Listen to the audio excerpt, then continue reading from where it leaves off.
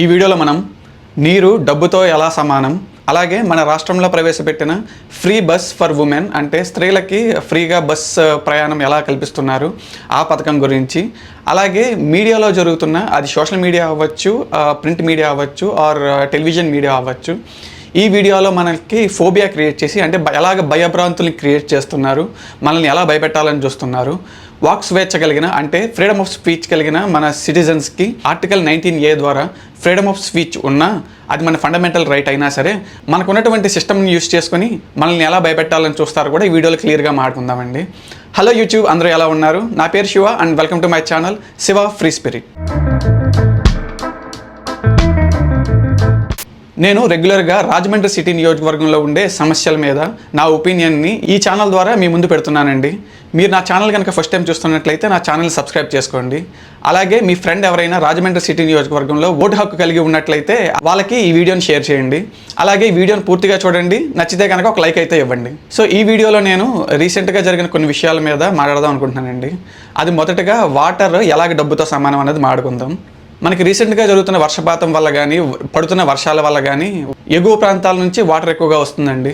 ఇక్కడ ఎగువ ప్రాంతాలంటే మనకి గోదావరి పైన స్టేట్స్ నుంచి వస్తుంది కదా, నాసిక్ నుంచి వస్తుంది, అంటే మహారాష్ట్ర, తెలంగాణ ఈ స్టేట్స్ నుంచి ప్రయాణిస్తూ మన ఆంధ్రప్రదేశ్లోకి ఎంటర్ అవుతుందండి. ఆంధ్రప్రదేశ్లోకి ఎంటర్ అయిన తర్వాత ఈ గోదావరి మనకు సముద్రంలో బంగాళాఖాతంలో కలిసిపోతుంది అనమాట. సో మనం బ్రిడ్జెస్ కట్టుకున్నాం, బ్యారేజెస్ కట్టుకున్నాం అనమాట. ఎక్కడికక్కడ మనం రిజర్వాయర్ని బిల్డ్ చేసుకుని ఆ వాటర్ని పొదుపు చేసి ఆ వాటర్ని మన వ్యవసాయానికి ఉపయోగపడేలాగా వాడుకుంటున్నాం. వాటర్ ఎక్కువగా కావాల్సిన వరిని మనం ఎక్కువగా పండిస్తున్నామండి మన డెల్టా ప్రాంతంలో. అంటే మన రాజమండ్రి, ఈస్ట్ గోదావరి, ఈ ప్రాంత కోనసీమ ఇవన్నీ డెల్టా ప్రాంతం అంటారు. అంటే మట్టి కొట్టుకుని వచ్చినటువంటి ఏర్పడిన భూభాగాన్ని మనది డెల్టా ప్రాంతం అంటారనమాట. సో అందుకే మనకి ఇక్కడ వరి బాగా పండుతుంది, వ్యవసాయం కూడా అనుకూలంగా ఉంటుంది. మనకి కొండలు ఎక్కువగా లేకపోవడం, సారవంతంగా ఉండడం అండ్ మంచి పంటలు కూడా పండుతాయి కాబట్టి మనకు వాటర్ దానికి తోడైతే చాలా మంచి ఆ సంపద క్రియేట్ అవుతుందండి. అందుకే అప్పట్లో సర్ ఆర్థర్ కాటన్, సో అందుకే అప్పట్లో కాటన్ ద్వారా మన ఊరికి వచ్చినప్పుడు ఇక్కడ చూసి చాలా బాధపడ్డాడండి. బాధపడి ఇంత వాటర్ని సముద్రంలో కలిపేస్తున్నారు, ఇంత గొర్రెల్లా బతుకుతున్నారు, వీళ్ళకి మనం ఏదైనా బ్యారేజ్ కట్టి ఆ వాటర్ని వ్యవసాయానికి ఉపయోగపడేలా నేర్పించి వీళ్ళందరినీ పేదరికంలో ఆకలి చావులతో చస్తున్న కుటుంబాలను కాపాడదాం, వీళ్ళందరినీ డబ్బున్న భూస్వాములుగా, డబ్బున్న రైతులుగా మారుద్దామని చెప్పి ఆయన ఒక కలగని ధవళేశ్వరం బ్యారేజ్ని కట్టారండి. తర్వాత ఇన్ని సంవత్సరాలైనా మనం అలాంటి ప్రాజెక్టులు కానీ మనం 21st సెంచరీలో కూడా ఆ ధవళేశ్వరం బ్యారేజ్ చెప్పుకుంటూ ఆ బ్యారేజ్ మీద డిపెండ్ అయ్యి ఎన్నో ఎకరాలు మనం సాగు చేసుకుంటున్నామండి. మనకి ప్రతి ఇయర్ వర్షాకాలం ఉంటుందండి, ప్రతి ఇయర్ మనకి తుఫాన్లు వస్తాయి, వరదలు వస్తాయి. బట్ ఇన్ని సంవత్సరాలైనా మన వాటర్ని ఇంకా మెరుగ్గా ఎందుకు స్టోరేజ్ చేసుకోవట్లేదు అంటే మనకున్న రాజకీయాలు కానీ, మనకున్న స్ట్రాటజీస్ కానీ, మనం ఎదుటి వ్యక్తిని ఎలా తొక్కేసి మన ఆర్థికంగా కానీ రాజకీయంగా కానీ ఎలా రావాలని చూస్తాం తప్ప, అలాగే మనకున్న కులాల్లో మన కులమే బాగుండాలి, వేరే కులాలను ఎలా తొక్కాలి, వేరే కులాలను ఎలా వాడుకుంటూ మనం పైకి రావాలని చెప్పి స్వార్థపూరితంగా ప్రతి ఒక్కరూ ఆలోచిస్తున్నారు. కానీ సమాజానికి ఉపయోగపడేది ఏం చేయాలి, ఎలాంటి పథకాలు తీసుకురావాలి, ఎలాంటి పథకాలు కరప్షన్ లేకుండా మనకు ఇప్పుడు ఉన్నటువంటి ఈ ఇంటర్నెట్ ఆఫ్ థింగ్స్ని వాడుకొని ఏ విధంగా మెరుగ్గా డైరెక్ట్గా కన్జ్యూమర్కి మనం ఎలాగ లబ్ధి చేయొచ్చు అనేది ఎవరు ఆలోచించట్లేదండి. మనం చూస్తే మన దగ్గర ఎన్నో ఇంజనీరింగ్ కాలేజెస్ ఉన్నాయండి అండ్ ప్రతి సంవత్సరం ఎంతోమంది ఇంజనీర్స్ వస్తున్నారు. ఈ వచ్చిన వాళ్ళందరూ ఆ ఇంజనీరింగ్ ఫీల్డ్లో జాబ్ కోసం చూస్తున్నారు తప్ప వాళ్ళకున్న స్కిల్తో ఎలాంటి మెరుగైన పనులు చేయాలి, ఎలా సమాజానికి ఉపయోగపడాలని ఆలోచించట్లేదు. మేబీ వాళ్ళు పేదరికంలో ఉండడం వల్ల లేదా మిడిల్ క్లాస్ లైఫ్కి అలవాటు పడడం వల్ల, వాళ్ళు చిన్నప్పటి నుంచి అలా బ్రెయిన్ వాష్ చేయడం వల్ల, ఈ కారణాల వల్ల మనం ఆ విధంగా ఆలోచించలేకపోతున్నామండి. అందుకే వర్షాకాలంలో ఎక్కువ వాటర్ వచ్చినప్పుడు మనం గేట్లు ఎత్తి సముద్రంలోకి ఈ గోదావరి వాటర్ని కలిపేస్తున్నామండి. మరి నువ్వు చదువుకున్నాక శివ నువ్వేదైనా సలహా చెప్పచ్చు కదా అంటే, ప్రస్తుత ముఖ్యమంత్రి అయిన నారా చంద్రబాబు నాయుడు గారు గతంలో ఇంకుడు గుంతలు తవ్వాలి, దానివల్ల వర్షం నుంచి వచ్చినటువంటి నీరుని మనం సేవ్ సేవ్ చేసి తర్వాత దాన్ని వేరే వేరే పర్పస్లకి వాడుకోవచ్చు అని చెప్పి ఈ ఇంకుడు గుంతలతో పాటు మనం man made water reservoirs build చేయాలండి. అంటే పెద్ద పెద్ద రిజర్వాయర్లో కాకుండా మనం మినీ రిజర్వాయర్స్ లోకల్గా బిల్డ్ చేయాలి. అంతేకాకుండా లోకల్గా ఉన్న వాటర్ బాడీస్ ఉంటాయి కదండి, కాలువలు, చెరువులు, అలాగే సరస్సులు, వీటన్నిటికీ ఏం చేయాలంటే ఇంటర్లింకింగ్ కనెక్ట్ చేయాలండి. ఇది చెప్పినంత సింపుల్ కాదండి, చాలా డిపార్ట్మెంట్స్ కలిసి పనిచేయాలి. Already interlinking of reverse, interlinking of water bodies అనే ప్రాజెక్ట్ రన్ అవుతుందండి. ఇందులో భాగంగా గోదావరి, కృష్ణ, పెన్నా, తుంగభద్ర ఇలాగా మన స్టేట్లో ఉన్నటువంటి పెద్ద నదులన్నింటినీ కలిపి వాటర్ రిసోర్సెస్ అన్నీ సమతుల్యంగా ఉండేలాగా స్టేట్ అంతా వాటర్ స్కేర్సిటీ లేకుండా, అంటే ఎలాంటి కరువు రాకుండా, వాటర్ వల్ల ఎలాంటి ఇబ్బందులు పడకుండా చేస్తున్నారండి. అదేవిధంగా మనం మినీ రిజర్వాయర్స్ బిల్డ్ చేయొచ్చండి. లోకల్గా ఉన్న న్యాచురల్ వాటర్ బాడీస్ని మెరుగ్గా చేయడం, అలాగే ఆర్టిఫిషియల్ మినీ రిజర్వాయర్స్ బిల్డ్ చేసి వాటిని ఇంటర్లింక్ చేయడం. దీనివల్ల ఏమవుతుందంటే ఎప్పుడైనా ఇలాంటి వరదలు వచ్చినప్పుడు మనం సెన్సార్స్ వాడడం ద్వారా అండ్ లిఫ్ట్ ఇరిగేషన్ లాంటి పద్ధతుల ద్వారా మోటార్స్ పెట్టి ఈ ట్యాంక్స్లో మనం వాటర్ స్టోర్ చేసుకుంటామండి. మనకి లాంగ్ రన్ సొల్యూషన్ కావాలంటే అండర్ గ్రౌండ్ టనల్స్ బిల్డ్ చేయాలండి. ఈ టనల్స్ ఎలాగ ఉంటాయంటే 6 feet రేడియస్తో ఇంటర్ సిటీస్కి కనెక్ట్ అయి ఉండాలండి. అండ్ సిటీ లోపల 3 feet రేడియస్తో మనకి మెయిన్ రోడ్స్లో ఈ వాటర్ బాడీస్ కనెక్ట్ అయి ఉండాలండి. అలాగే మన లోకల్ వీధుల్లోకి వచ్చేసరికి 1 feet రేడియస్తో మనకి వాటర్ పైప్స్ వెళ్ళాలండి. ఈ అండర్ గ్రౌండ్లో ఉన్న టనల్స్ అన్నిటిలోని మనం 50% మాత్రమే వాటర్ లెవెల్ ఉండాలి. అక్కడ మనకి సెన్సార్ల ద్వారా ఎప్పుడైతే లెవెల్ మించుతుందో మనకి సెంట్రల్ కమాండింగ్ సిస్టమ్ ద్వారా ఆటోమేటిక్గా ఈ సెన్సార్లకు అనుసంధానం చేసి వాటర్ లెవెల్ ఎప్పుడైతే సగం కన్నా ఎక్కువ పెరుగుతుందో మోటార్స్ ద్వారా మనం లోకల్గా ఉన్న వాటర్ బాడీస్కి వాటర్ని సప్లై చేస్తామండి. ఈ విధంగా కొన్ని ప్లేసుల్లో గ్రావిటీని వాడుకొని, అంటే భూ ఆకర్షణ శక్తిని వాడుకొని, మరికొన్ని ప్లేసుల్లో ఆర్టిఫిషియల్గా పంప్స్ వాడుకొని ఎలక్ట్రిసిటీ యూజ్ చేసి మనం వాటర్ని పంప్ చేస్తూ ఉండాలండి ట్యాంక్స్లో. ఎలాగైతే మనకి సిటీస్లో వాటర్ ట్యాంక్స్ ఉంటాయో అలాగా ప్రజలు ఎక్కడైతే నివసిస్తున్నారో అక్కడ ప్రతి చోట మినీ ట్యాంక్స్ మనం ఏర్పాటు చేసుకోవాలండి. ఈ విధంగా వాటర్ ఏదైతే డబ్బు అని మనం అనుకున్నామో ఆ డబ్బుని మనం సేవ్ చేయడం ద్వారా అవసరమైనప్పుడు ఆ వాటర్ని యూజ్ చేసుకుని నెక్స్ట్ టైం మాట్లాడబోయేది స్త్రీలకి ఫ్రీ బస్ కల్పించడం అండి. దీనివల్ల ఇండియా జీడిపి ఎంతో మెరుగుపడుతుందండి. మన దేశ జనాభాలో పురుషులతో స్త్రీల జనాభా సంఖ్య పోలిస్తే సమానంగా లేకపోయినప్పటికీ మన సమాజంలో ఎంతో కొంత కాంట్రిబ్యూట్ చేస్తూ ఉంటారండి. కానీ వీళ్ళు పెళ్ళైన తర్వాత ఉద్యోగం చేయకపోవడం వల్ల దేశ జీడిపికి ఉపయోగపడలేదండి. అంతేకాకుండా మన సొసైటీలో ఉన్నటువంటి చాలా స్టిగ్మాస్ వల్ల, అంటే చాలా నిబంధనల వల్ల, చాలా రూల్స్ వల్ల అమ్మాయిలు స్కూల్కి వెళ్ళలేకపోవడం, సో వాళ్ళ చదువుని కంప్లీట్ చేసుకోలేకపోవడం, దాని తర్వాత వాళ్ళ చదువుకు తగ్గ ఉద్యోగాలు సమాజంలో రాకపోవడం, దాని తర్వాత సమాజంలో జరిగే డిస్క్రిమినేషన్ కానీ, హ్యూమిలియేషన్ కానీ, బుల్లింగ్ కానీ, వాళ్ళు సమాజంలో ఉద్యోగం చేయడానికి ధైర్యం చేయలేకపోవడం, వాళ్ళు పుట్టిన ప్లేస్లోనే ఉండిపోవాల్సి రావడం, ఇలా ఎన్నో కారణాల వల్ల ఆడవాళ్ళు చదువుకోలేకపోతున్నారండి. అలాగే చదువుకున్న వాళ్ళు ఉద్యోగాలు చేయలేకపోతున్నారండి. అలాగే ఉద్యోగాలు చేసేవాళ్ళు వాళ్ళకి తగిన గుర్తింపు లేకపోవడం వల్ల జాబ్ మానేయాల్సి వస్తుందండి. ఇలా ఎన్నో కారణాల వల్ల మన దేశ జీడిపికి ఉమెన్స్ నుంచి కంట్రిబ్యూషన్ రావట్లేదండి. సో ఈ ఫ్రీ బస్ అన్నది ఎంతో కొంత ఈ జీడిపిని పెంచడానికి ఉపయోగపడుతుంది. అలాగని మగవాళ్ళంతా జీడిపికి ఉపయోగపడుతున్నారా శివ అంటే మగాళ్ళలో కూడా తెంగరోళ్ళు, తుంటరోళ్ళు ఉన్నారండి. సో వీళ్ళ వల్ల మనకి ట్యాక్స్ కట్టరు. సో వీళ్ళు మనకి ట్యాక్స్ కట్టరు, ఓన్లీ యూట్యూబ్లోని మనకి ఇన్స్టాగ్రామ్లో కామెంట్స్ మాత్రం చేస్తూ ఉంటారండి. వీళ్ళ వల్ల దేశానికి ఏం ఉపయోగం లేదు. బట్ ఉమెన్ ప్రాబ్లమ్స్ కొంచెం డీప్గా మాడుకుంటే స్కూల్కి వెళ్ళేటప్పటి నుంచి స్టార్ట్ అవుతుందండి. ఇక్కడ డిస్క్రిమినేషన్ స్కూల్ టైం నుంచి స్టార్ట్ అవుతుందండి. మీరు ఏ స్కూల్ కంపేర్ చేసుకున్నా బాయ్స్కి లేడీస్కి టాయిలెట్ సమానంగా ఉండవండి. ఉదాహరణకి నేను బీటెక్ చదివే టైంలో మా కాలేజెస్లో అబ్బాయిల బాత్రూమ్ చాలా పెద్దగా ఉంటుందండి. అమ్మాయిల బాత్రూమ్ వచ్చి సింగిల్గా ఒకటే ఉండి వాళ్ళకి వెయిటింగ్ రూమ్ ఉంటుందండి. ఎందుకని వాళ్ళకి ఇలా డిస్క్రిమినేషన్ చేస్తున్నారో నాకు తెలియదు. క్లాస్ రూమ్లో చూస్తే అబ్బాయిలతో అమ్మాయిలు సమానంగా ఉంటారు. బట్ వేరాస్ వాళ్ళు కల్పించే వస్తువులు మాత్రం చాలా డిస్క్రిమినేషన్ ఉంటుందండి. అది మేనేజ్మెంట్ ఎందుకు పట్టించుకోదో?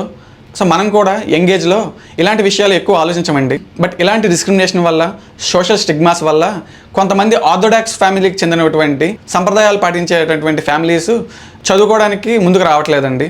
దీనివల్ల కూడా ఎంతో తెలివైన స్త్రీలు ఇంటికి మాత్రమే పరిమితం అయిపోతున్నారు. సో వాళ్ళకి ఈ ఫ్రీ బస్ ద్వారా మొబిలిటీ కల్పించడం ద్వారా, ఇక్కడ మొబిలిటీ అంటే వాళ్ళు స్వేచ్ఛగా ఒక ప్లేస్ నుంచి ఒక ప్లేస్కి వెళ్ళడానికండి. సో ఎవరైనా సరే ఫస్ట్ వెళ్ళాలంటే వాళ్ళకి ఆర్థికంగా మనకి ఆర్థికంగా అడ్డంకులు ఉంటాయండి. ఒక ప్లేస్ నుంచి ఒక ప్లేస్కి వెళ్ళాలంటే మనం దానికి కావాల్సిన డబ్బులు మన ఇంట్లో ఉండే మగవాళ్ళని, మనం ఎవరి మీద డిపెండ్ అయ్యామో వాళ్ళని అడగాల్సి ఉంటుందండి. సో ఈ విధంగా ఆడవాళ్ళకి ఇవన్నీ అడ్డంకులుగా ఉంటాయి. ఎప్పుడైతే ఈ ఫ్రీ బస్ ఉంటుందో వాళ్ళు స్వేచ్ఛగా వాళ్ళు అనుకున్న ప్లేస్కి కానీ, వాళ్ళు అనుకున్న ప్రాంతానికి వాళ్ళు స్వేచ్ఛగా వెళ్ళొచ్చండి. అంతేకాకుండా చిన్న చిన్న వర్తకులు ఉంటారండి, చేపలు అమ్మేవాళ్ళు. అలాగే వాళ్ళు ఊళ్ళల్లో పండించే చిన్న చిన్న పంటల్ని ఊళ్ళకి తీసుకెళ్ళి అక్కడ అమ్ముకోవాలని చూసేవాళ్ళు. అలాగే చిన్న చిన్న వ్యాపారస్తులకు కూడా ఎక్కువ ఆదాయం ఉండదండి. సో అలా తక్కువగా వచ్చే ఆదాయాన్ని కూడా ఇలా బస్సులకి, ట్రాన్స్పోర్ట్స్కి ఖర్చు పెట్టాలంటే వాళ్ళకి ఇబ్బంది కలుగుతుందండి. సో ఈ విధంగా ఈ ఫ్రీ పథకం ద్వారా వాళ్ళ ఆదాయం కూడా పెరుగుతుంది. ఇక్కడ అన్నిటికంటే నాకు నచ్చిన విషయం ఏంటంటే ఈ ఫ్రీ బస్ ఏదైతే ఉందో వాళ్ళకి ఆధార్ బేస్డ్గా టికెట్ ఇస్తున్నారండి. దీన్ని కరెక్ట్గా ఇంప్లిమెంట్ చేస్తే మన దగ్గర కంప్లీట్ డేటా ఉంటుందండి.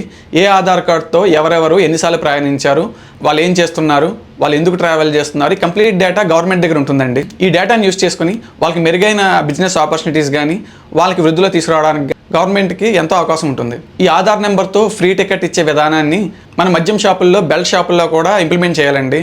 సో నేను బీర్ షాప్కి వెళ్ళి ఒక బీర్ కొనాలంటే నా ఆధార్ కార్డు ఇచ్చి, ఈ విధంగా మద్యం కన్స్యూమ్ చేసే వాళ్ళు ఎవరైనా సరే ఆధార్ కార్డుని ప్రజెంట్ చేయడం ద్వారా మనకి డిజిటల్ డేటా ఉంటుందండి. ఎంతమంది తాగుబోతులు ఉన్నారు, వాళ్ళు ఎంతెంత తాగుతున్నారు అనేది కంప్లీట్ డేటా ఉంటుంది. ఫ్యూచర్లో ఈ డేటాని మనం సిబిల్ స్కోర్కి అనుసంధానం చేయడం ద్వారా మన సిటిజన్స్ యొక్క ప్రవర్తన కూడా మనం కంట్రోల్లో పెట్టచ్చు. మరి ఇక్కడ ఫ్రీ బస్ వల్ల నష్టాలు ఏంటి అంటే, ఇక్కడ ఆటో వాళ్ళు నష్టపోతారండి. అలాగే లోకల్ ట్రాన్స్పోర్ట్ చేసే ఊబర్లు కానీ, ఓలా డ్రైవర్స్ కానీ, ర్యాపిడో డ్రైవర్స్ కానీ వాళ్ళకి ఎంతో కొంత నష్టం వస్తుంది. వాళ్ళకి వచ్చే అన్ని రైట్స్ కన్నా తక్కువ రైట్స్ వచ్చే అవకాశం ఉంటుంది. అలాగే ఈ ఫ్రీ బస్ ఎక్కే వాళ్ళు మిడిల్ క్లాస్ వాళ్ళు ఉండరండి. ఎవరైతే చిరు వ్యాపారస్తులు బిలో పోవర్టీ లెవెల్ ఉంటారో వాళ్ళు మాత్రమే యూజ్ చేసుకుంటారు. నాకు తెలిసి మోస్ట్లీ మిడిల్ క్లాస్ వాళ్ళందరూ ఇప్పుడు ఆల్రెడీ సొంతంగా కార్లు ఉన్నాయండి. అలాగే వాళ్ళకంటూ సొంతంగా వెహికల్స్ ఉన్నాయి. అంతేకాకుండా ఇలాంటి పథకాలు ఎప్పుడు వచ్చినా చాలా మిస్యూజ్ అవుతాయండి.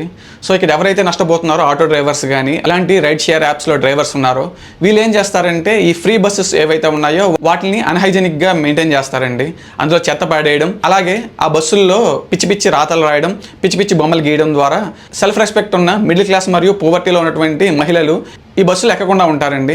దాని ద్వారా ఈ ఆటో డ్రైవర్స్కి కానీ, వేరే వాళ్ళకి కానీ, దానివల్ల వాళ్ళు ఫ్రీ బస్సెస్ ఉన్న ఈ ఆటోస్ని కానీ, క్యాబ్స్ని కానీ ప్రిఫర్ చేస్తారండి. ఇలాగా ఎన్నో వెల్ఫేర్ ప్రోగ్రాములు మంచి విషయంతో వచ్చినా లోకల్ పొలిటీషియన్స్ వల్ల అవి స్కామ్స్గా మారతాయండి. ఉదాహరణకు చెప్పాలంటే మన డ్వాక్రా రుణాలు, ఈ లోన్స్ ఎప్పుడైనా సరే అవసరమైన వాళ్ళు లోన్ అప్లై చేయాలి కానీ లోన్లు ఉన్నాయని కదా అని చెప్పి ఓటర్స్ అందరికీ అవసరాన్ని కల్పించకూడదండి. సో డ్వాక్రా రుణాల కోసం ఇంటికి వచ్చి ఒక ఫోటో తీయించుకొని వాళ్ళు ఏదో చేస్తున్నట్టు వాళ్ళకి రుణాలు ఇప్పిస్తున్నారు. ఇలాగా సొసైటీలో మన కళ్ళ ముందే ఎన్నో మోసాలు జరుగుతున్నాయి. నెక్స్ట్ నేను మాట్లాడబోయే మూడో టాపిక్ మీడియాలో క్రియేట్ చేసే ఫోబియా అండి. మన మీడియాలో కానీ, న్యూస్లో కానీ, యూట్యూబ్లో కానీ ఏ విషయాన్ని మనం చూస్తున్నా వెంటనే జడ్జిమెంట్కి రాకూడదండి.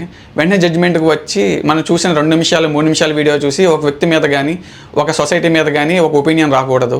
ఎందుకంటే ఇక్కడ వీడియోలో మీతో మాట్లాడే వ్యక్తి కానీ, లేదా మీరు వీడియోలో చూసే న్యూస్ ఆర్టికల్ కానీ వాళ్ళు ఏ ఎజెండాతో మీ ముందు ప్రజెంట్ చేస్తున్నారో, వాళ్ళు ఏం చెప్పాలని మీ ముందు ప్రజెంట్ చేస్తున్నారో, వాళ్ళు ఏ విధంగా మీ బ్రెయిన్ వాష్ చేయాలని మీ ముందు ఆ న్యూస్ ఆర్టికల్ని ప్రజెంట్ చేస్తున్నారో అనేది మీరు ఆలోచించాలి. ఉదాహరణకి అమెరికా గురించి వస్తే మన న్యూస్లో ఏం చూస్తున్నామంటే ఇమిగ్రేట్స్ అందరూ చాలా బాధపడుతున్నారు, ఇమిగ్రేట్స్ అందరూ జాబ్స్ కోల్పోతున్నారు, ఇమిగ్రేట్స్ అందరూ అమెరికాలో ఉండలేకపోతున్నారు అని చెప్పేసి మన లోకల్ న్యూస్ ఛానల్స్లో కానీ, లేదా మనం ఫాలో అవుతున్న మీమ్ పేజెస్లో కానీ, లేదా ఎన్ఆర్ఐ పేజెస్లో కానీ ఎంతో ఫోబియా, ఎంతో నెగిటివిటీ స్ప్రెడ్ అవుతుందండి. సో మనం రీల్ చూసినా, ఏదైనా పోస్ట్ చూసినా మనం వెంటనే రియాక్ట్ అవ్వకూడదు. వాళ్ళు ఆ పోస్ట్ ఎందుకు పోస్ట్ చేస్తున్నారు, దాని వెనకాల ఉన్న ఆంతర్యం ఏంటి అన్నది ఆలోచించాలి. కొంచెం డీప్గా మాడుకుంటే మన యూఎస్లో అన్ఎంప్లాయ్మెంట్, యూఎస్లో జాబ్స్ లేవు, యూఎస్ ఎకానమీ క్రాష్ అయిపోతుందని నేను 10th క్లాస్ చదివేటప్పుడు 2005 నుంచి వింటున్నానండి. తర్వాత 2008లో మనకి సబ్ ప్రైమ్ క్రైసిస్ అని చెప్పేసి ఎకానమిక్ కొలాప్స్ అయ్యి జాబ్స్ పోయినాయి అన్నారు. అప్పుడు నేను బీటెక్లో ఉన్నప్పుడు ఇంకా అసలు సాఫ్ట్వేర్ ఇండస్ట్రీ పడిపోయింది, నీకు జాబ్సే రావని చెప్పి ఒక ఫోబియా క్రియేట్ చేశారు. తర్వాత 2012లో ప్రపంచం అంతమైపోతుందని చెప్పి భయపెట్టారు. తర్వాత 2014లో యుక్రెయిన్ రష్యా వార్ స్టార్ట్ అయింది. ఆ వార్ ఇప్పటికే అవుతుంది, ఎంతోమంది మీడియేటర్గా ఉండి సాల్వ్ చేయడానికి ప్రయత్నిస్తున్నారు. తర్వాత 2020లో కరోనా వచ్చిందండి, మొత్తం ఎకానమీ కొలాప్స్ అయిపోయింది, ప్రపంచం అంతరించిపోతుంది అన్నారు. ఇప్పుడు 2025లో ఉన్నాం, ప్రపంచం ఇంకా ముందుకు వెళ్తుంది, ప్రపంచం వెళ్తూనే ఉంటుందండి. ఇక నెక్స్ట్ సోషల్ మీడియా పేజెస్ చూస్తే మీరు ఏ పేజెస్ ఫాలో అవుతున్నారు, మీ ఆలోచన ఏంటి, మీ ఎజెండా ఏంటి, మీ పొలిటికల్ వ్యూస్ ఏంటి అన్నది ఆల్రెడీ సిస్టంలో ఉన్నదండి. ఆల్రెడీ ఈ ఇంటర్నెట్ ప్రపంచంలో రికార్డ్ అయి ఉందండి. ఇక్కడ మీకు వ్యతిరేకమైన పార్టీ కానీ, మీకు వ్యతిరేకమైన నాయకులు కానీ మిమ్మల్ని టార్గెట్ చేయడం చాలా సింపుల్ అండి. వీళ్ళు డైరెక్ట్గా మీ ఇంటికి వచ్చి మీ ఇంటి మీద అటాక్ చేయరండి. మన సోషల్ కల్చర్లో ఉన్న రకరకాల సిస్టమ్స్ని, రకరకాల కమిటీస్ని వాడుకొని మిమ్మల్ని టార్గెట్ చేస్తారు. మిమ్మల్ని ఆర్థికంగా నాశనం చేయడానికి ఫస్ట్ ప్రయత్నిస్తారు. తర్వాత సొసైటీలో మీ పేరు పోయేలా చేస్తారు. ఈ పేరు పోగొట్టడానికి చాలా రకాలు ఉన్నాయండి. తప్పుడు కేసులు పెట్టచ్చు, కోర్టుల్లో వాయిదాలు వేస్తూ తిప్పించవచ్చు. ఇలాగా మీ మీద మీకే అసహ్యం కలిగేలాగా ఫస్ట్ ప్రయత్నిస్తారండి.